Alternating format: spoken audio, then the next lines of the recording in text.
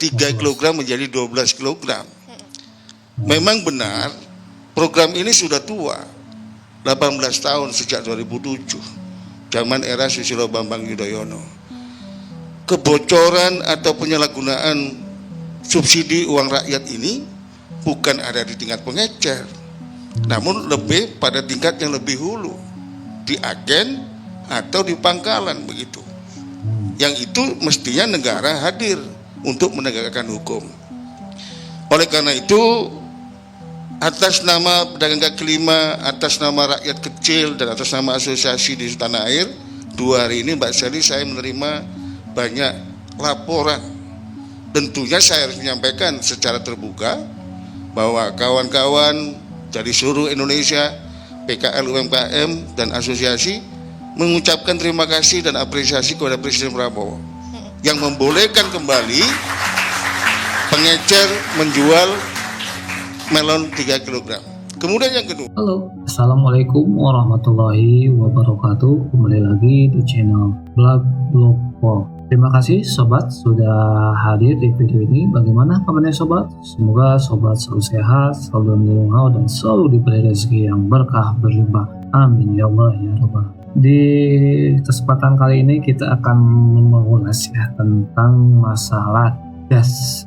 Oke gas ya. Dimana sebenarnya ya statementnya Bahlil itu kalau menurut saya ya kurang tepat ya, karena kecurangan tuh bukan berada di pengecer.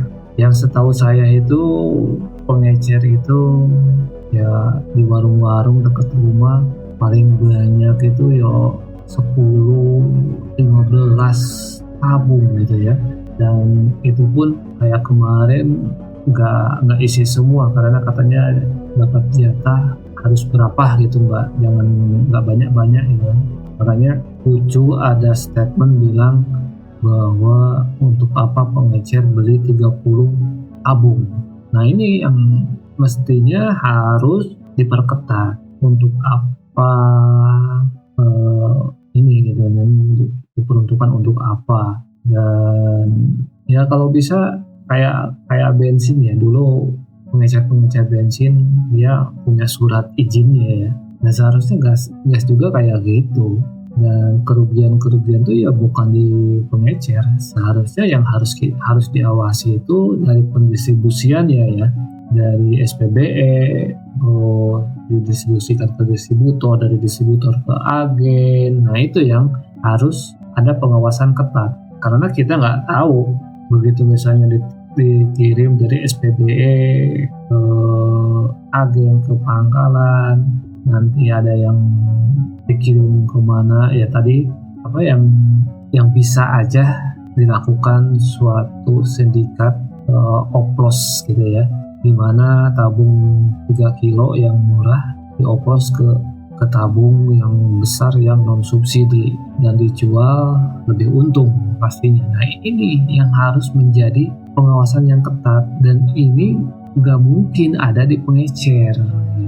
Justru kalau misalnya ada yang beli banyak kayak gitu ya, kayak pihak distributor, agen pangkalan, ya seharusnya curiga peruntukannya untuk apa? Awasi. Kalau bisa ya laporkan, kalau nggak mau terus terang. Dan ya itulah ya, tergantung kebijakan pemerintah nantinya ya. Cuman kalau untuk mengatur bahwa subsidi supaya tepat sasaran ya kita dukung baik.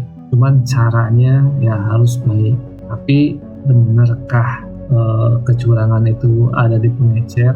Pengecer itu hanya menjadi korban aja ya sebenarnya, menjadi korban. Sebenarnya pengecer itu nggak ada mengambil keuntungan yang besar.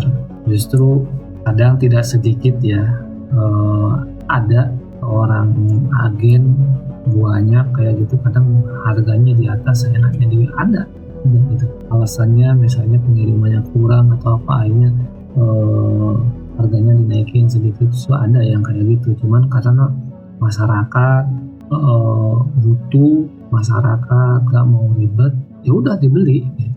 Jadi mau melaporkan gimana juga kadang ya perlindungan konsumen di Indonesia itu ya nggak terlalu ngaruh juga gitu. Ya berkuahnya kalau udah ada masalah, tapi kalau misalnya ada keluhan dari masyarakat ya cuman perlindungan konsumen doang lah gitu ya.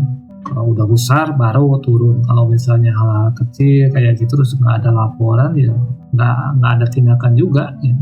Makanya kan sama kayak instansi gitu kan, setiap ada yang viral baru rame kayak gitu. Nah, supaya lebih jelas bagaimana sih benar gak sih gitu penghapusan pengecer gas LPG itu, karena emang yang merugikan gitu, yang merugikan subsidi. Penasaran? Yuk kita tonton diskusi tentang gas ini. Nah, sebelum kita lanjut untuk menonton, tolong like dan share video ini ya. Yuk kita langsung tonton.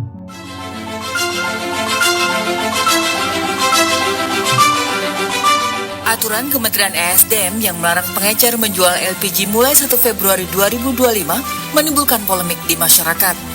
Kebijakan ini membuat masyarakat kaget dan kesulitan membeli LPG. Menteri ESDM Bahlil Lahadalia mengatakan, langkah ini diambil agar pemberian subsidi LPG tepat sasaran dan mengurangi penyelewengan. Salah satunya adalah kasus LPG melon yang dioplos ke LPG 12 kg non-subsidi. Subsidi LPG kita ini 1 tahun 87 triliun. Subsidi kita berpotensi besar untuk tidak tepat sasaran. Kalau dari pangkalan ke pengencer, pengencer ini yang nggak bisa Pertamina kontrol berapa harganya dan siapa yang beli. Bahkan ada sebagian yang dioplos untuk dijual ke industri. Masa barang subsidi dijual ke industri. Itulah lahirlah aturan ini. Nah, sekarang kita rubah aturannya. Atas perintah Bapak Presiden adalah pertama, memastikan LPG ini harus tepat sasaran dan subsidi harus tepat sasaran. Harganya harus terjangkau. Namun, masifnya penolakan dari masyarakat di sejumlah daerah membuat pemerintah berubah pikiran. Melalui Wakil Ketua DPR, Sufmi Dasko Ahmad, Presiden Prabowo Subianto menginstruksikan agar pengecer bisa kembali menjual LPG melon seperti kebijakan sebelumnya. Tadi Presiden turun tangan untuk menginstruksikan agar para pengecer bisa dapat berjalan kembali, sambil kemudian pengecer itu dijadikan sepangkalan, administrasi segala macamnya bisa sambil berjalan saja, demikian. Stok tidak langka, stok ada. Stok terkonfirmasi tidak langka. Alokasi anggaran untuk subsidi LPG 3 kg selama ini menjadi yang terbesar, yaitu sekitar 80-an triliun rupiah per tahun. Pemerintah memberikan subsidi Rp12.000 per 1 kg tabung gas melon, sehingga setiap tabung yang berisi 3 kg subsidinya mencapai Rp36.000. Lalu perlukah mekanisme baru pemberian subsidi LPG sehingga bisa tepat sasaran? Ya pemirsa, kalau tadi kita sudah dengarkan bersama ada sebanyak 87 triliun yang memang digelontarkan oleh pemerintah terkait dengan subsidi gas LPG 3 kg. Saya langsung ajak Anda menuju ke Ibu Sriatun. Ibu Sriatun, kalau misalnya kita rasakan bersama saat ini artinya sudah bisa Bu membeli gas LPG seperti normal? Alhamdulillah untuk hari ini sudah bisa, di pengecer pun sudah bisa. Oh iya, Ibu kemarin sempat ikut ngantri juga atau bagaimana Alhamdulillah Bu? sempat. Boleh diceritakan pengalamannya Bu? Pengalaman waktu itu kan emang gas di hari Senin itu subuh mau bikin sarapan, gas habis. Kita nyari ke pengecer nggak ada, ternyata katanya di agen jam 8 buka. Kita udah ngantri 3 jam nggak dapat. Kita pindah ke agen berikutnya, saking banyaknya pengantri panjang kita udah ngantri. Saya pergi itu jam 8, alhamdulillah jam 2 baru dapat gas. Oke, tapi untuk harganya sendiri seperti apa Bu? Kalau untuk di pengecer harga 22, tapi kalau untuk di agen 19. 19, jauh lebih murah. Ini seperti murah. dengan harga eceran tetap yang ditetapkan oleh pemerintah, begitu ya. Betul. Saya akan ke Pak Ali. Pak Ali, kalau melihat saat ini dari pedagang sendiri seperti apa Pak dengan adanya kebijakan ini? Yang pertama, saya juga kaget. Oke. Saat teksanya 370.000 pengecer tidak boleh jual gas 3 kg. Yang kedua, pedagang kaki lima itu kalau tidak ada gas itu nggak bisa jualan. 2-3 hari nggak jualan, nggak bisa ngasih makan keluarganya. Makanya saya sampaikan kepada pemerintah, ini tidak boleh dibiarkan terlalu lama. Kalau dibiarkan terlalu lama, pasti terjadi gejolak sosial kehidupan di masyarakat. Karena ini menyangkut jutaan pelaku ekonomi rakyat yang ada di negeri ini. Kemudian kedua, saya selaku Ketua Umum Asosiasi PKL Indonesia merasa risih dengan adanya tuduhan bahwa pengecer gas LPG ini mengoplos jadi 5,5 kg, 12 kg menimbun, menjual ke industri. Mohon maaf Mbak Sally, eceran itu maksimal 10-15 tabung. Tidak mungkin mereka punya modal untuk ngoplos, itu satu. Yang kedua, tidak mungkin mereka punya alat untuk dari 3 kg menjadi 12 kg. Memang benar, program ini sudah tua, 18 tahun sejak 2007, zaman era Susilo Bambang Yudhoyono. Kebocoran atau penyalahgunaan subsidi uang rakyat ini bukan ada di tingkat pengecer, namun lebih pada tingkat yang lebih hulu, di agen atau di pangkalan begitu. Yang itu mestinya negara hadir untuk menegakkan hukum. Oleh karena itu, atas nama pedagang kaki lima, atas nama rakyat kecil, dan atas nama asosiasi di tanah air, 2 hari ini Mbak Sally saya menerima banyak laporan.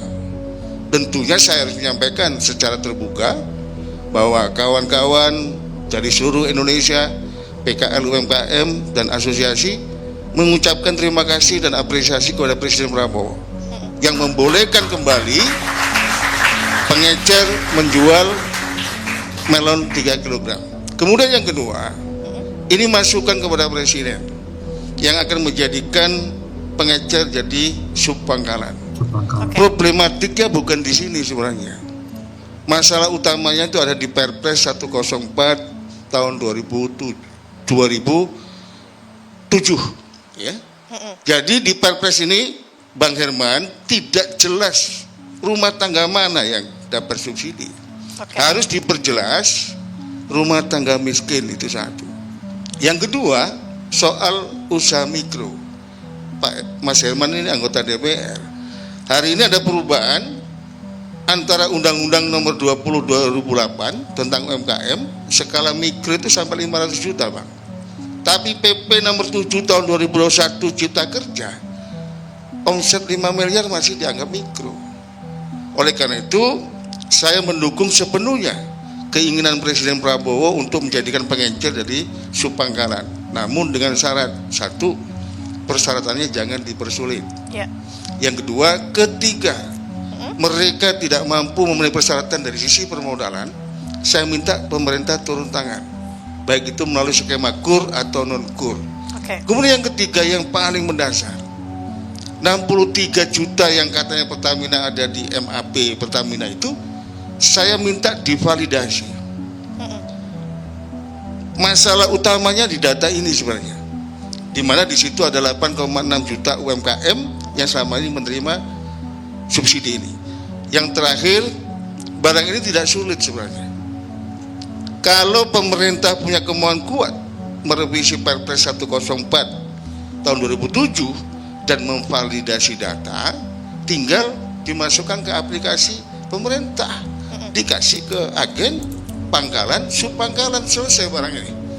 Oleh karena itu, sekali lagi kami apresiasi langkah cepat Presiden dalam kerangka untuk tidak terjadi persoalan, karena ini menyangkut perut rakyat, menyangkut masyarakat miskin, dan sangat rentan terjadi sebuah gejolak kehidupan yang tidak kita inginkan bersama.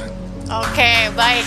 Tapi menyambung hal tersebut Mas Hati ya, kalau tadi sudah disampaikan terkait dengan Perpres nomor 104 tahun 2007, kita juga mengetahui bahwa setiap tahun ya pengguna LPG non subsidi itu semakin menurun. Artinya sudah banyak yang beralih menggunakan LPG subsidi. Apakah ini juga Anda melihatnya sebagai tidak tepat sasaran atau seperti apa, Pak? Ya,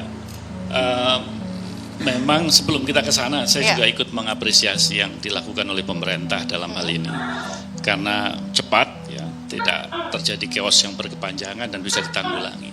Tapi ini semua tidak menghilangkan langkah dan niat strategi untuk mengatur, Pak. Karena apapun juga Perpres 104 tahun 2007 itu memang patut direvisi. Iya.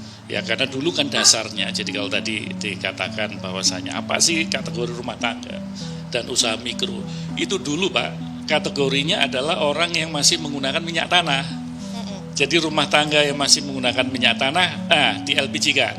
Usaha mikro yang berusahanya menggunakan minyak tanah, di LPG kan. Itu dulu dasarnya begitu. Nah tentunya sekarang karena di dalam perjalanannya ternyata over kuota, ya lantas masih dalam konteks satu komoditi dua harga, maka potensi untuk adanya penyelewengan itu cukup besar. Dan kita melihat esensi subsidi itu adalah kepada orang, ya karena kebijakan energi nasional kita itu menyebutkan betul subsidi itu hak negara untuk melindungi masyarakatnya untuk berdaya beli, supaya mempunyai daya beli yang cukup, ya sehingga ini tidak akan hilang.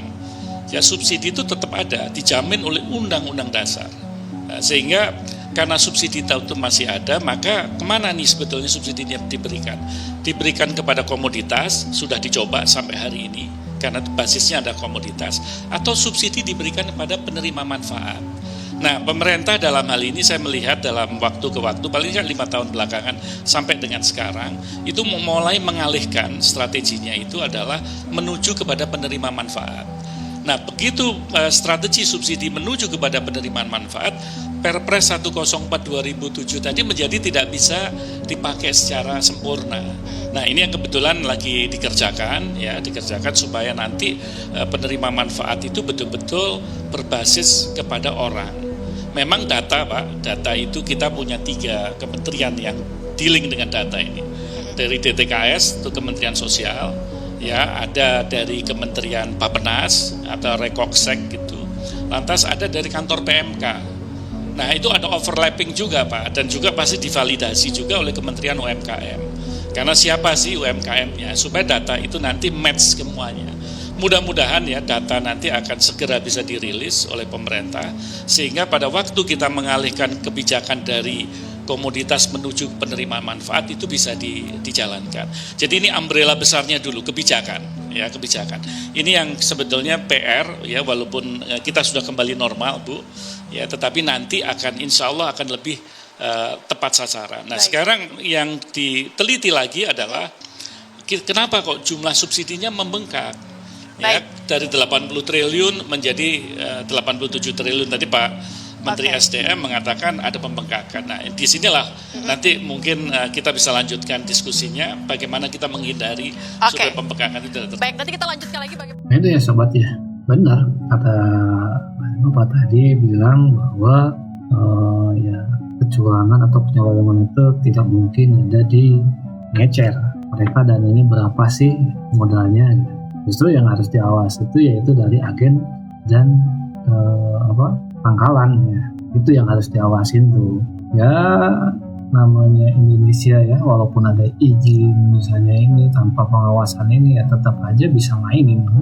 Apalagi misalnya ada backingan, entah itu misalnya pejabat atau siapa, anggota dewan atau gimana, kadang suka ada selentingan kayak gitu ya. Nah ini ya kita dukung untuk memperbaiki supaya tepat sasaran, tapi ya harus benar-benar diberantas sampai tuntas. Tapi jangan mengkambing hitamkan orang-orang yang notabene ya kayak pengecer itu nggak mungkin lah untuk main curang, dan mereka pun ngambil misalnya 2.000 dari pertabung, itu pun karena dia udah ngambil dari pangkalan atau dari agen, terus dia jual lagi, yang ngambil 2.000 atau keuntungan 3.000, punya 10 aja kan keuntungan cuma 30.000 ya, itu pun nggak tiap hari bisa laku. Jadi ya harus bijak-bijak. Gimana sobat? Menurut sobat tentang gas ini, benarkah kecurangan atau penyelewengan itu di pengecer, atau emang di agen atau pangkalan distributor? Karena kan sering ada tuh katanya pembagian buat pejabat anu atau gimana lah, ada titip-titipan. Yuk kita tanggapi aja di kolom komentar. Jangan lupa ya untuk like dan share video ini. Dan buat sobat yang belum subscribe, mohon subscribe-nya. Semoga channel ini bisa terus berkembang. Terima kasih sudah nonton sampai akhir video ini. Wassalamualaikum warahmatullahi wabarakatuh.